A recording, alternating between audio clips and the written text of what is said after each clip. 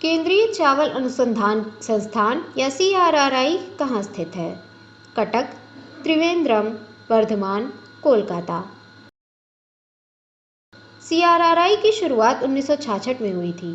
ये संस्थान Indian council of agricultural research के अंतर्गत आता है और कटक में स्थित है। इसके अलावा तेलंगाना की राजधानी हैदराबाद में भी एक चावल अनुसंधान केंद्र है, जिसको Indian institute of rice research IIRR के नाम से जाना जाता है। क्या आपको पता है कि अंतर्राष्ट्रीय चावल अनुसंधान केंद्र किस देश में स्थित है? कमेंट बॉक्स में बताएं। विश्व में जूट की खेती में भारत का स्थान है पहला, दूसरा, तीसरा या कोई महत्वपूर्ण स्थान नहीं। जूट का उत्पादन गंगा ब्रह्मपुत्र डेल्टा में भारत और बांग्लादेश में किया जाता है। जूट का सबसे ज़्यादा उत्पादन और इसकी सबसे ज़्यादा खपत दोनों ही भारत में होती हैं। अगर बात करें सबसे अच्छी क्वालिटी के जूट की, तो वो हमें बांग्लादेश से मिलता है।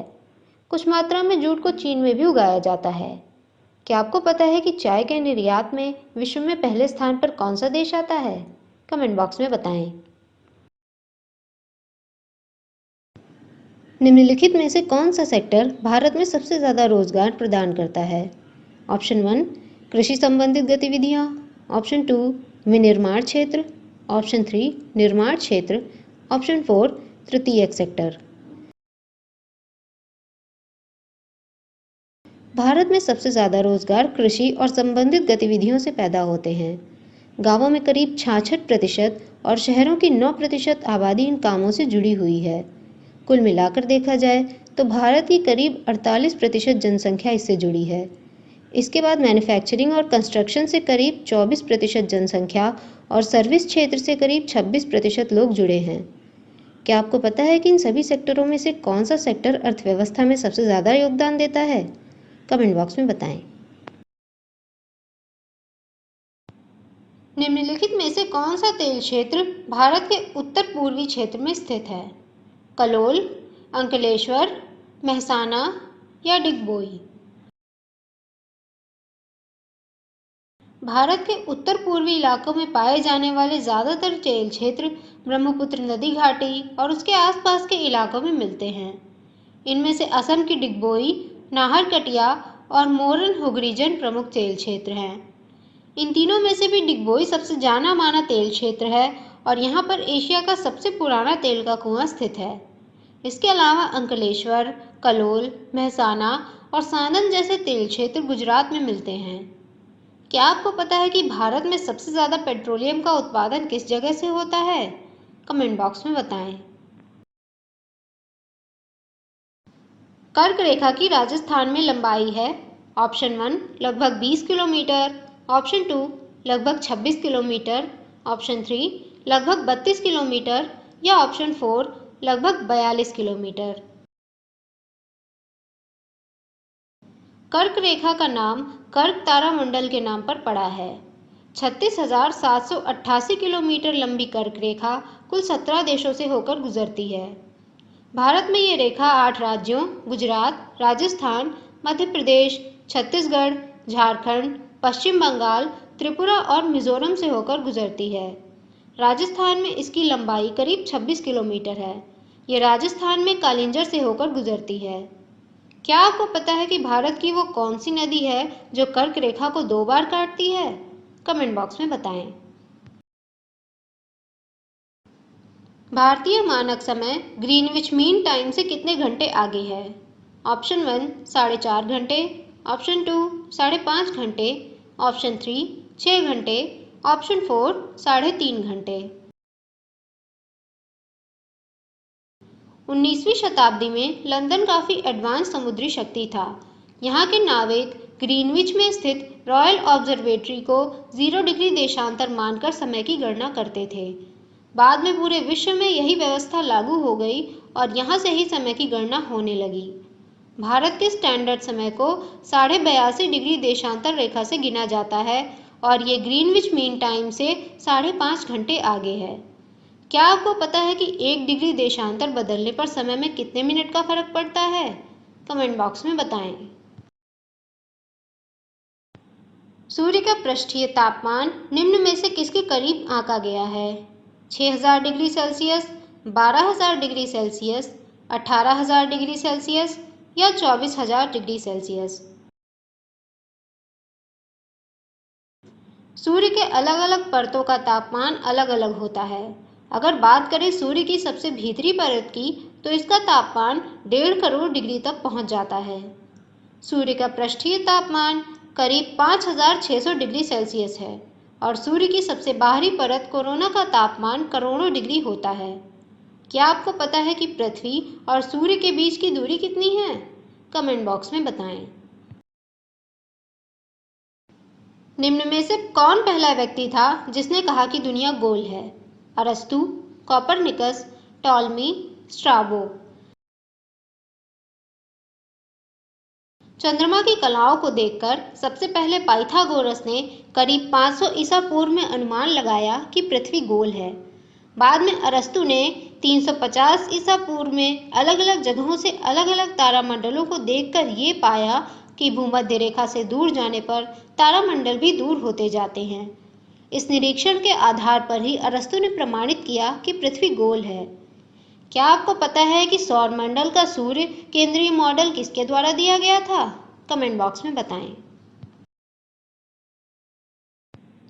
पश्चिमी राजस्थान में बालू के टीले बनाने के लिए निम्न में से कौन सी प्रक्रिया उत्तरदायी है? ऑप्शन 1 पवन द्वारा अपर्दन, ऑप्शन 2 जल द्वारा अपर्दन, ऑप्शन 3 पवन द्वारा निक्षेपण, ऑप्शन 4 जल द्वारा निक्षेपण। हवा और पानी दोनों ही पृथ्वी पर तरह तरह की भू आकृतियां बनाने के लिए जिम्मेदार हैं। पानी के द्वारा अपर्दन से बनने वाली आकृतियों में घाटियां, गोर्स, कैनियन आते हैं, जबकि इनके द्वारा डिपोजिशन से बनने वाली आकृतियों में डेल्टा, अलुवियल फैन और गोखुर झील प्रमुख हैं। हवा द्वारा अपर्दन से बनने वाली सबसे महत्वपूर्ण आकृति मशरूम पत्थर और डिपोजिशन से बनने वाली सबसे प्रमुख आकृतियां रेत के टाइल और लोएस हैं। क्या आपको पता है कि लहरों के द्वारा होने वाले अपर्दन और डिपोजिशन से कौन सी आकृतियों का निर्माण होता है? कमेंट बॉक्स में बताएं। गोखुर झील निम्न में से किस जगह मिलती है? ऑप्शन 1 हिमखंड में, ऑप्शन 2 नदी घाटी में, ऑप्शन 3 बाढ़ क्षेत्र में, ऑप्शन 4 रेगिस्तान में। गोखुर झीलों के नाम से ही पता चल जाता है कि ये झीलें देखने में किसी गाय के खुर की तरह दिखती हैं। इन झीलों को झाड़न झील या चापाकार झील भी बोलते हैं। मैदानी इलाकों में नदियां दाएं बाएं बल खाते हुए एस आकृति में प्रवाहित होती हैं।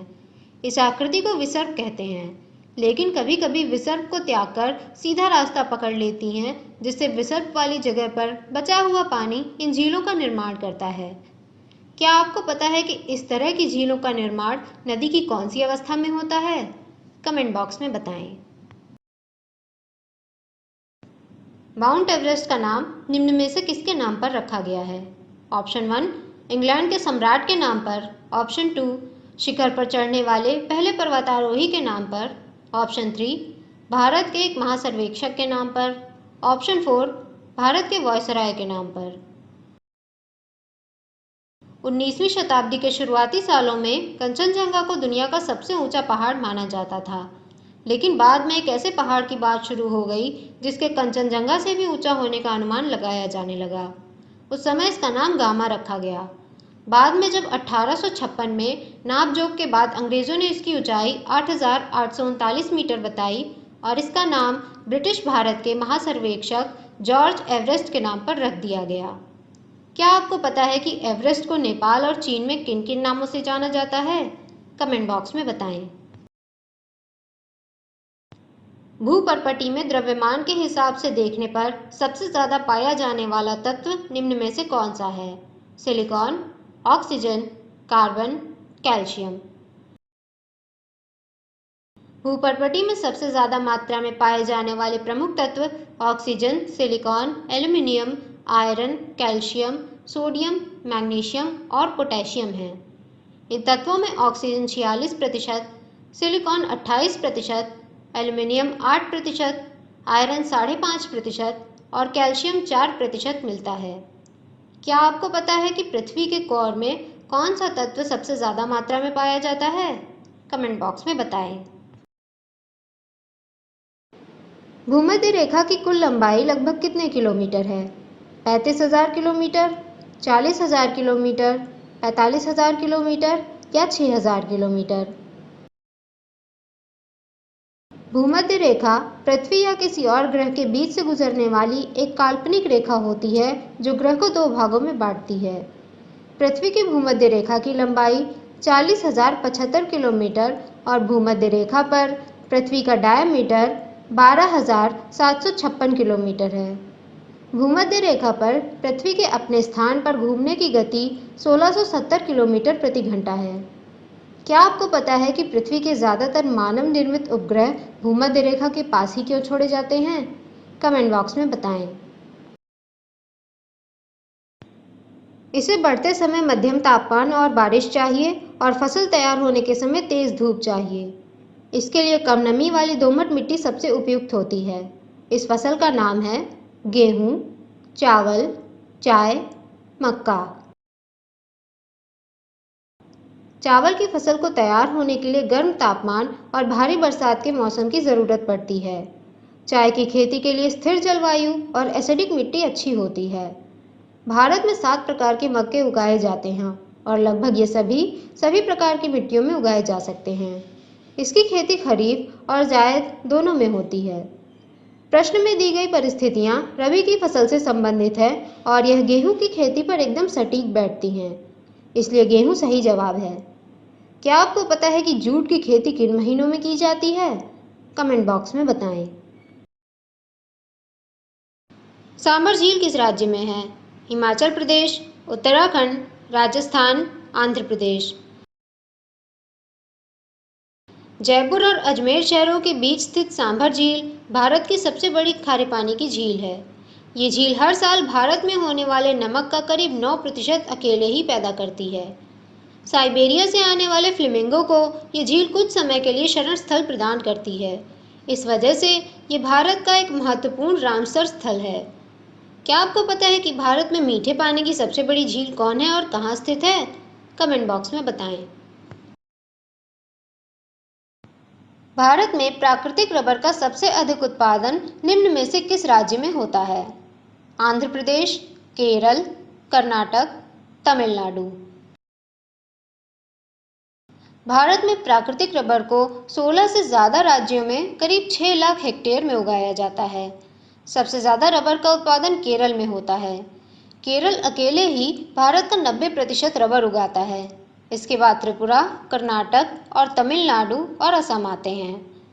विश्व में सबसे ज़्यादा रबर थाईलैंड, इंडोनेशिया और वियतनाम द्वारा उगाया जाता है। क्या आपको पता है कि भारत रबर उत्पादन के मामले में दुनिया में कौन से स्थान पर है? कमेंट बॉक्स में बताएं। मिल्पा, रोका और लदांग निम्न में से किस चीज़ के प्रकार हैं? ऑप्शन 1 स्थानांतरण कृषि, ऑप्शन 2 खानाबदोश पशुपालन, ऑप्शन 3 अफ्रीकी देशों में कृषि, ऑप्शन 4 उत्तर भारत की मिश्रित कृषि।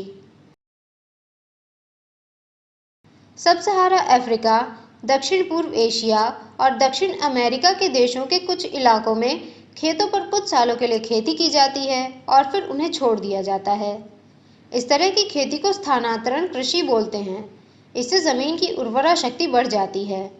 स्थानांतरण कृषि को अलग अलग जगह अलग अलग नामों से जानते हैं। इंडोनेशिया में इसे लदांग, मध्य अमेरिका और मेक्सिको में मिल्पा और ब्राज़ील में रोका बोला जाता है। क्या आपको पता है कि भारत के अलग अलग राज्यों में इसे किस नामों से जानते हैं? कमेंट बॉक्स में बताएं। येलोस्टोन राष्ट्रीय उद्यान निम्न में से किस देश में स्थित है? Canada, France, America, Brazil. Yellowstone राष्ट्रीय उद्यान 1872 में स्थापित होने वाला दुनिया और अमेरिका का पहला राष्ट्रीय उद्यान था।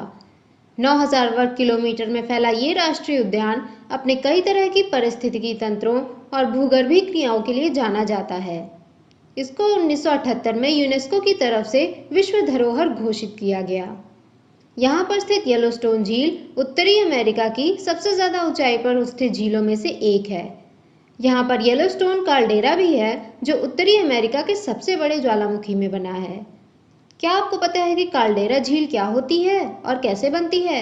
कमेंट बॉक्स में बताएं। प्यूगा घाटी निम्न में से किस स्थान पर स्थित है? उत्तराखंड, केरल, हिमाचल प्रदेश, जम्मू कश्मीर। 1970 के दशक में जियोलॉजिकल सर्वे ऑफ इंडिया ने भारत में जियोथर्मल एनर्जी यानी भूतापीय ऊर्जा की जगहों की खोज चालू की और कुल 7 जगहों को पहचाना। इन जगहों में सबसे उपयुक्त जगह हिमालय में लद्दाख के पास स्थित प्यूगा घाटी थी। एक अनुमान के अनुसार इस घाटी में पूरे जम्मू कश्मीर की ज़रूरत का 40% बिजली अकेले पैदा करने की क्षमता है। अभी फिलहाल इस घाटी में एक जियोथर्मल पावर प्रोजेक्ट को लगाने की बातें भी चल रही हैं। क्या आपको पता है कि भारत में प्यूगा घाटी के अलावा और किन किन जगहों पर जियोथर्मल ऊर्जा मिलने की संभावना व्यक्त की गई है? कमेंट बॉक्स में बताएं। निम्न में से कौन सा अनाज मानव निर्मित है और प्रकृति में नहीं पाया जाता? बौना गेहूं, संकरित मक्का, ट्राइटिकेल, सोयाबीन। संकरण या हाइब्रिडाइजेशन के माध्यम से नई प्रजातियां तैयार करने की प्रक्रिया के बारे में तो हम सब जानते हैं, लेकिन क्या होगा जब पूरी तरह अलग अलग पौधों को क्रॉस किया जाए? पोलैंड और जर्मनी के वैज्ञानिकों ने 19वीं शताब्दी में अच्छी उत्पादकता के लिए गेहूं और बीमारियों से लड़ने की अधिक क्षमता के लिए राई के पौधों को क्रॉस करके एक नई प्रजाति तैयार की। इस प्रजाति का नाम गेहूं और राई के वैज्ञानिक नामों को मिलाकर ट्राइटिकेल रखा गया। आज व्यावसायिक स्तर पर इस फसल का उत्पादन पोलैंड, जर्मनी, बेलारूस, फ्रांस और रूस में किया जाता है। क्या आपको पता है मटर के पौधों का संकरण का प्रयोग किस प्रसिद्ध वैज्ञानिक ने किया? कमेंट बॉक्स में बताएं। नीम के पेड़ की औद्योगिक महत्वता बढ़ी है क्योंकि ये स्रोत हैं। ऑप्शन 1 जैविक कीटनाशक और प्रजनन क्षमता विरोधी तत्व का। ऑप्शन 2 प्रजनन क्षमता विरोधी तत्व, जैविक खाद और कैंसर रोधी दवा का। ऑप्शन 3 जैविक खाद, जैविक कीटनाशक और प्रजनन क्षमता विरोधी तत्व का। ऑप्शन 4 कैंसर रोधी दवा, जैविक कीटनाशक और जैविक खाद का। हरित क्रांति आने के बाद फसल बढ़ने के साथ ही साथ किसानों के द्वारा प्रयोग किए जाने वाले रासायनिक तत्वों जैसे रासायनिक खादों, कीटनाशकों और उर्वरकों का प्रयोग बेतहाशा बढ़ गया है। लेकिन हाल ही के वर्षों में किसानों के बीच नीम का प्रयोग करने की जागरूकता के अभियानों में भी तेजी आई है। नीम में पाए जाने वाले सलानिन और एज़ोडिरेक्टिन बहुत ही अच्छे किस्म के प्राकृतिक कीटनाशक और प्रजनन क्षमता विरोधी तत्व हैं। इसके अलावा सरकार यूरिया की कालाबाजारी रोकने के लिए नीम कोटेड यूरिया भी लाई है। क्या आपको पता है कि जैविक खेती में भारत का कौन सा राज्य सबसे आगे है? कमेंट बॉक्स में बताएं। पिछले 5 सालों में चावल का सबसे बड़ा निर्यातक देश कौन रहा है? चीन, भारत, म्यांमार, वियतनाम। दुनिया में पिछले 5 सालों में चावल का निर्यात करीब 18% बढ़ा है। 2016 में चावल निर्यात का कुल मूल्य 20 अरब डॉलर से बढ़कर 2020 में करीब 25 अरब डॉलर तक जा चुका है। दुनिया का करीब 75% निर्यात किए जाने वाला चावल एशिया में उगाया जाता है। इसके बाद 9% के साथ यूरोप और 8% के साथ उत्तरी अमेरिका का नंबर आता है। अगर बात करें देशों की तो भारत, थाईलैंड, पाकिस्तान, अमेरिका और वियतनाम दुनिया का 71% चावल निर्यात करते हैं। इनमें भी भारत अकेले ही दुनिया का 32% यानी कुल 8 अरब डॉलर मूल्य का चावल दूसरे देशों को बेचता है। यहाँ पर ध्यान देने वाली बात है कि भारत चावल के उत्पादन में चीन के बाद दूसरे नंबर पर आता है। क्या आपको पता है कि भारत में चावल सबसे ज़्यादा किस राज्य में उगाया जाता है? कमेंट बॉक्स में बताएं। राजस्थान नहर में पानी निम्न में से किस नदी से आता है? यमुना, झेलम, रावी, सतलज। भारत की सबसे बड़ी नहर राजस्थान का निर्माण सन 1952 में शुरू हुआ। निर्माण होने के बाद 1984 में इसका नाम बदलकर इंदिरा गांधी नहर रख दिया गया। इस नहर की लंबाई करीब 600 किलोमीटर है। इस नहर की शुरुआत हरिके बैराज से होती है जो सतलज और व्यास नदी के संगम के कुछ किलोमीटर नीचे स्थित है। इस नहर की समाप्ति थार के रेगिस्तान में होती है। इस नहर के बनने से राजस्थान में हरित क्रांति आई, लोगों के जीवन स्तर में सुधार हुआ और रेत के टीले स्टेबलाइज हुए। क्या आपको पता है कि दुनिया का सबसे बड़ा नहर सिस्टम किस देश में स्थित है? कमेंट बॉक्स में बताएं। मालदीव और भारत के बीच समुद्री सीमा को निम्न में से क्या बोला जाता है? 8 degree channel, 10 degree channel, 9 degree channel, इनमें से कोई नहीं। दुनिया में कई देशों के बीच की सीमाएं वहां से गुजर रही अक्षांश या देशांतर रेखा के नाम से जानी जाती हैं। उदाहरण के लिए 17th पैरेलल उत्तरी और दक्षिणी वियतनाम के बीच की सीमा थी। 38th पैरेलल उत्तरी और दक्षिणी कोरिया के बीच की सीमा है। 49th पैरेलल अमेरिका और कनाडा के बीच की सीमा है। भारत से जुड़ी कुछ इस तरह की रेखाओं में मालदीव और भारत की सीमा को 8 डिग्री चैनल बोला जाता है। 9 डिग्री चैनल लक्षद्वीप के मिनिकॉय द्वीप को बाकी लक्षद्वीप से अलग करती है और 10 डिग्री चैनल अंडमान को निकोबार से अलग करती है। क्या आपको पता है कि इराक और ईरान को कौन सी पैरेलल रेखा अलग करती है? कमेंट बॉक्स में बताएं। निम्नलिखित में से कौन सी गैस ग्रीन हाउस गैस नहीं है? Methane, nitrous oxide, chlorofluorocarbon, hydrogen. Green house gas उन गैसों को कहते हैं जो पृथ्वी द्वारा छोड़े जाने वाले इंफ्रारेड किरणों को अवशोषित करके पृथ्वी का तापमान गर्म रखते हैं। पृथ्वी में सबसे ज़्यादा पाई जाने वाली ग्रीन हाउस गैस पानी की भाप है। इसके बाद carbon dioxide, methane, nitrous oxide, ozone और क्लोरोफ्लोरोकार्बन आते हैं। वातावरण में मिलने वाली बाकी सारी गैसें ग्रीन हाउस नहीं हैं। हाइड्रोजन भी ग्रीन हाउस गैस नहीं है। क्या आपको पता है कि क्लोरोफ्लोरोकार्बन पर प्रतिबंध के बाद बाजार में आए हाइड्रोफ्लोरोकार्बन ग्रीन हाउस गैस हैं या नहीं? कमेंट बॉक्स में बताएं।